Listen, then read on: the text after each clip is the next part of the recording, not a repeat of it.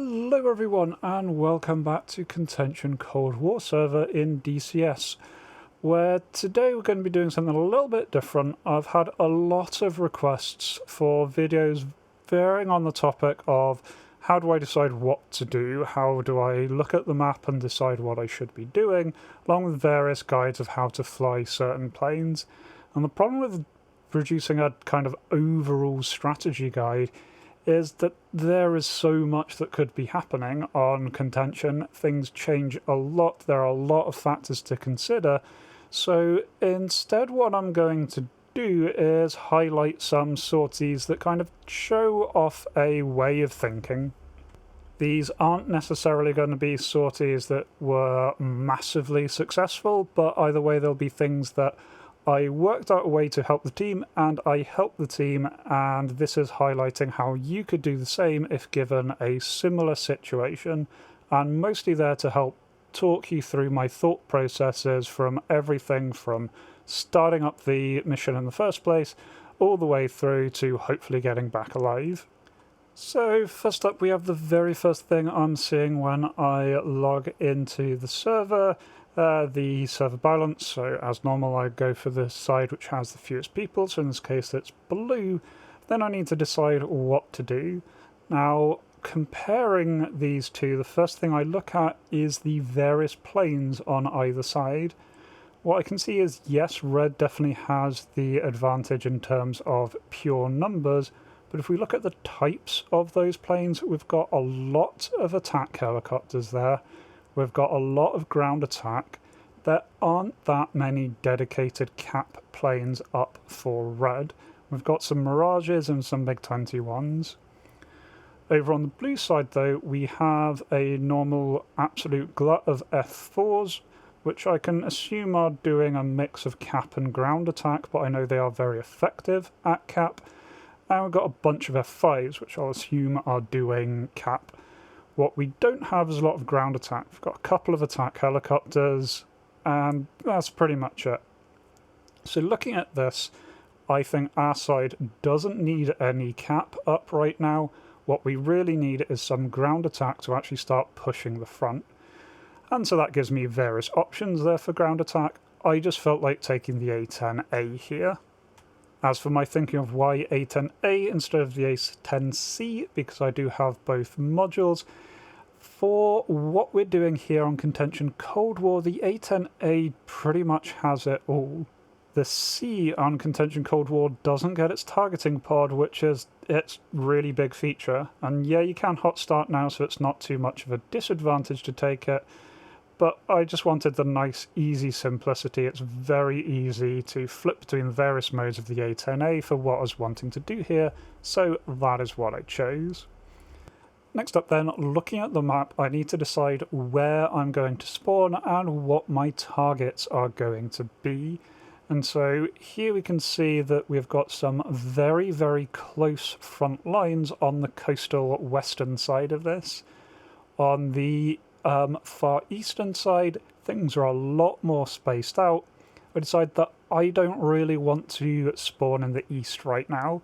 Not in an A-10A. The A-10A is slow. The east of this map is very flat. I'd have a very long flight getting to target, and that is plenty of time for me to be detected and intercepted. Whereas looking over on the western side there, I can see multiple targets really close.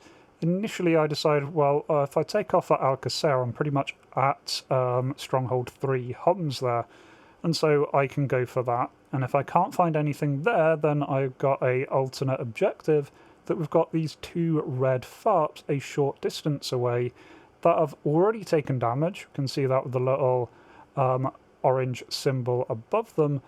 And so if I head towards those, I can probably either take them out completely or at least destroy them a significant amount. We'll also come back later. I do a couple of sorties in this video. There's also Rene there right on the front line looking pretty vulnerable, and again we can see it has taken damage. Its HQ is on purple right now. That means it is currently repairing, and the second orange dot means that it has very few defenders left, so it again is vulnerable. Next step then is picking what I'm going to arm my plane with. Now the A-10 can carry a huge amount of ordnance, but I decided on this one I do want to go a little bit lighter. I don't have a very long journey, so I don't have to worry too much about making the most of a very long journey, but there is some enemy cap up. I want the ability to dogfight if I get into a fight, and so I want to keep the weight down a little bit. Now, always when taking the A-10A, I will take whatever sidewinders are available. In this case, we've got these AIM-9Bs lure hacked in, so I can't touch those. I'll just leave those there. And then I want to always take as many Mavericks as possible. The Mavericks are really the A-10A's best weapon. Here on this particular era of the server, I can only take 2 on each station, so that's just what I do. I then decide that I'm also going to take 2 2,000-pound bombs. On the Cold War server with the splash damage script, the 2,000-pound bombs are really effective at taking out a whole load of soft targets all at once. And giving me a pair of them doesn't cause that much drag. It does give me some weight, but it's not too bad, and just opens up some options there. Now, certainly if I was wanting to linger around a little bit more, I could take a whole load more ordnance. Very often I'll take things like cluster bombs, or because we've got the splash damage script, I normally take a lot of large bombs. Can work really, really well for cleaning up sites. But given this is the evening, given there are a lot of players on, I'm not very hopeful that I'm going to be able to linger. This lets me get in, do a strike, get out very, very fast.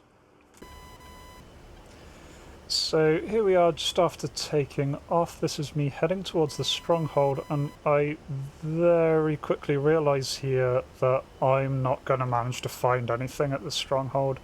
It is far too large an area. There aren't a large number of targets left over in it. There's likely 1 or 2 enemy units somewhere in this massive area. I decide that, you know what, this needs helicopters or recon to find things, and I kind of suspected that might be the case. So what I do after having a bit of a look just to see if there is anything obvious, so that, you know what, no, I'm going to head towards the FARP. I'm going to head towards my secondary objective. You see here I've got mirages coming in 10 miles away. If I'm just loitering over this area, I'm going to be spotted. I know we've got helicopters. They're going to be much better, especially those with the FAC artillery smoke. I do see this mirage coming in. Decide that I'm going to give it a go at intercepting.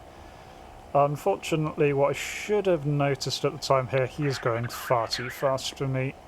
So I do my best to pull around, but I've got AIM-9Bs here, not exactly anything special. Fire it off in the end, but too far away. And that missile does not hit home.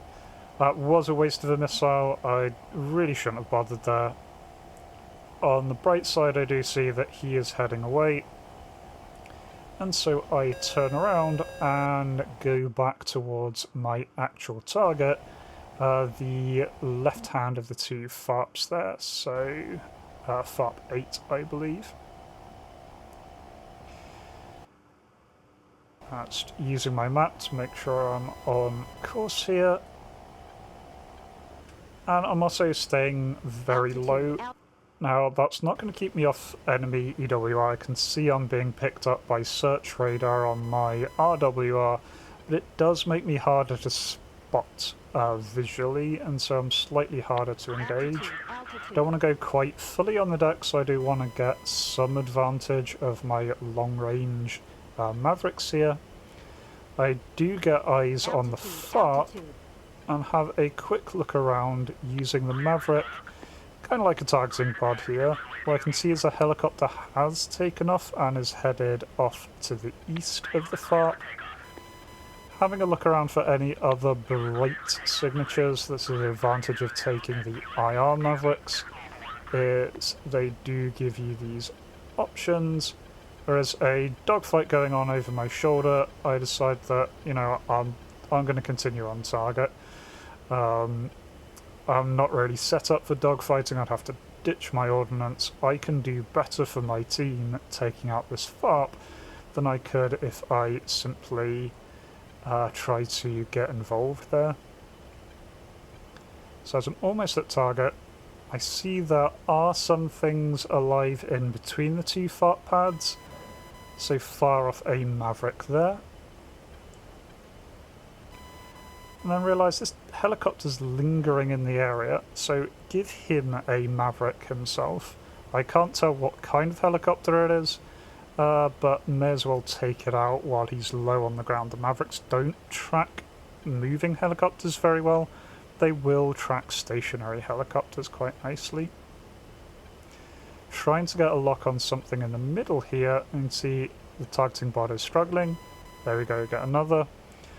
I'm a little unhappy that the Maverick hasn't hit home yet, so I do just fire a safety missile. But you see it's not needed. The first Maverick does hit. Do kill that hind there. Flip onto my 2,000 pound bombs. Do make a mistake here. I've got the setting wrong, so I do release both bombs at the same time. I should have moved that on to single release.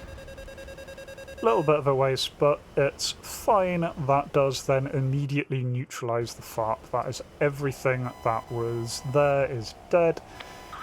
And so that is a little success. That's a FARP the enemy have to move to recapture. I took out the helicopter taking off from it, so that's no more helicopters taking off from that. Slows them down a bit.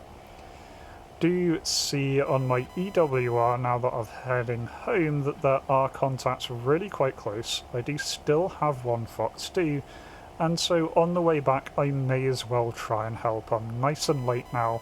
The A-10 can dogfight really quite well when it is clean.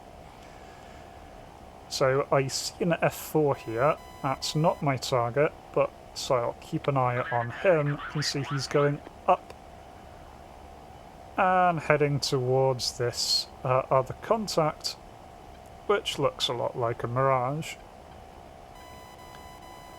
Now he does shoot, he does hit the Mirage there. Can see an A-10 climbing for this thing.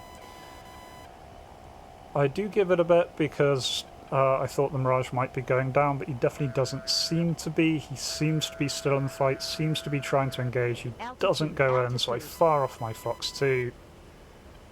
Get the kill, there we go. Now I am out of ordnance, so it is time for me just to turn for home. Nice enough, I just pretty much have to head south, head towards the lake, and I will get to target. Do you see the A-10 on my tail? Give him a few flares just to let him know that I am definitely a friend, but should be able to be ID'd. Nice thing about flying an A-10 is you are one of the most recognisable aircraft out there. And it's a quiet trip back. And landing's nice and straightforward. I did give a call out that I was turning onto final, but I am aware that a lot of people either wouldn't have heard that or just aren't on SRS. So as I'm coming in, I do drop flares as well, just to make me visually very obvious to anything that's on the ground. In this case, it's absolutely fine, and do get a nice landing. Now, the one issue with the lure-hacked AIM-9s that the A-10A gets on this is you can't rearm them. And so after pulling off of the runway, I do need to reslot to get a new plane with those missiles. Does mean I have to wait for the 3-minute cooldown again, but because this is a Flaming Cliffs 3 plane, it would have taken a while to get everything started up. Anyway, since I have to do the full engine shutdown, so it's not really too much to lose. Get my missiles back, I'd say it's really worth it, and decide to go on another mission since I'm still alive.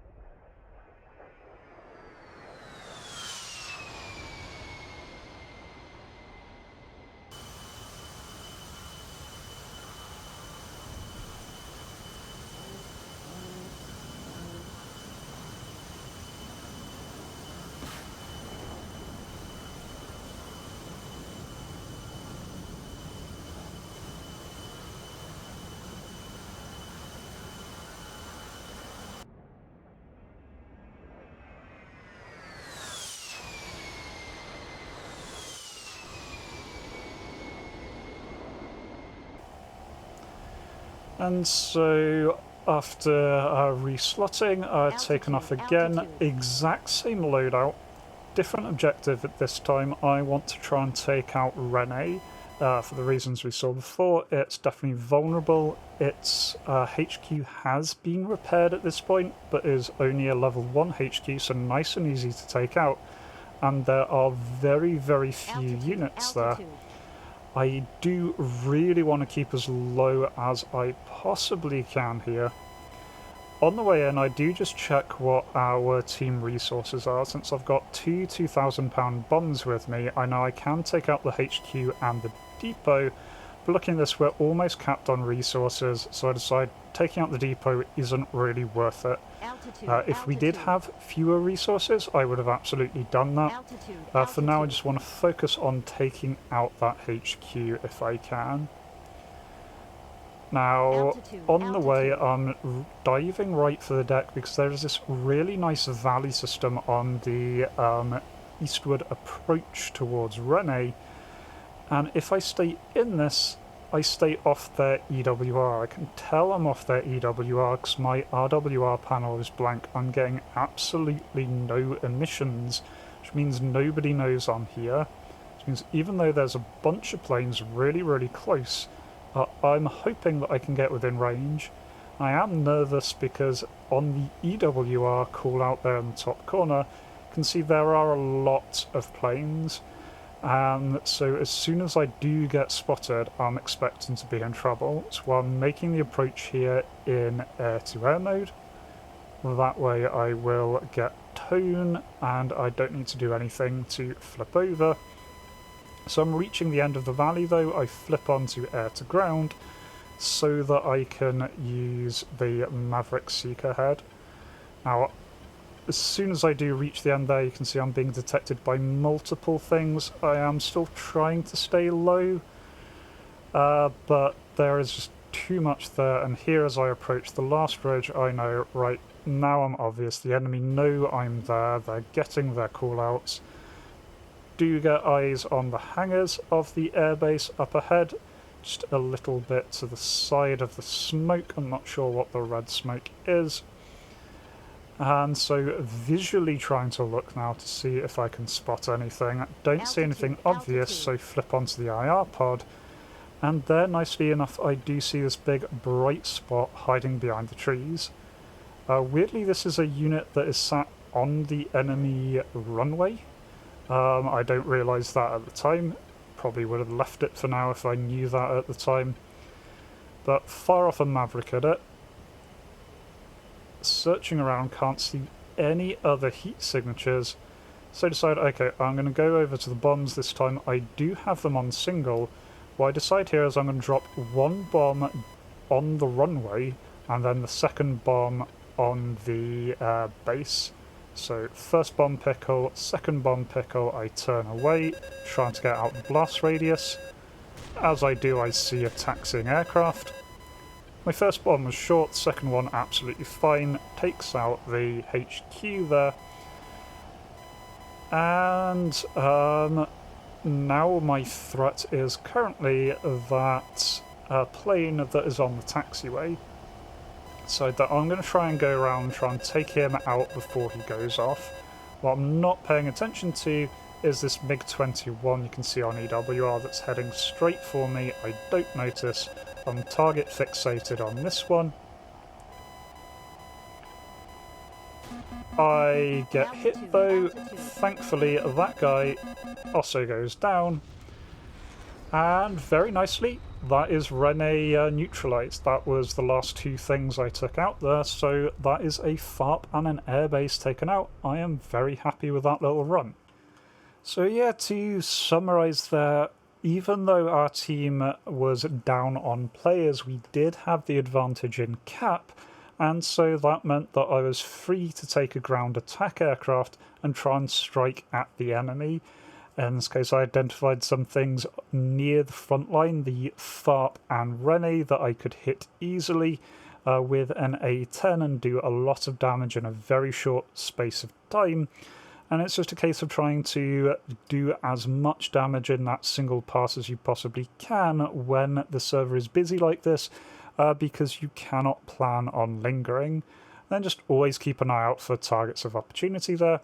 Did make a mistake at the end there. I really should have been checking EWR to keep an eye out for that incoming MiG-21, but still, for the loss of one airframe on my part, I took out multiple enemies, took out a helicopter, an F1, and importantly I took out both a FARP and finished off Rene, helping push our team, opening up some things that our team could push on there.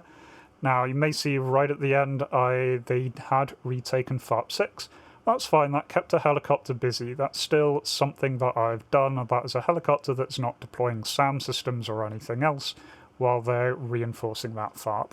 And do let me know what you thought of the format of this. This is something I've been meaning to do for a while, and I'm planning on doing more with different planes, different modes, just as I have these kind of decent sorties, maybe not amazing sorties, but ones that I think are a good walkthrough for the kind of things that you should be thinking of when you are flying on these servers.